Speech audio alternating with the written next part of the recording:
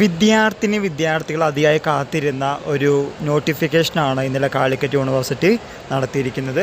അത് മറ്റൊന്നുമല്ല, 2025 വർഷത്തിൽ കാലിക്കറ്റ് സർവകലാശാലയിൽ നിന്ന് UG ജയിച്ചവർക്കായി ഗ്രാജുവേഷൻ സെറമണി വൈകാതെ നടത്തുമെന്നാണ് ഇപ്പോൾ കിട്ടുന്ന പുതിയ വാർത്ത.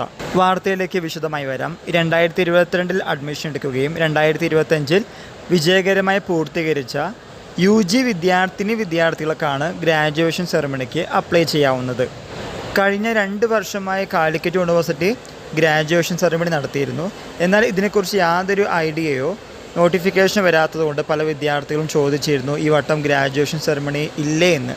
അതിനുള്ള മറുപടിയുമായിട്ടാണ് കാലിക്കറ്റ് യൂണിവേഴ്സിറ്റി വന്നിരിക്കുന്നത്.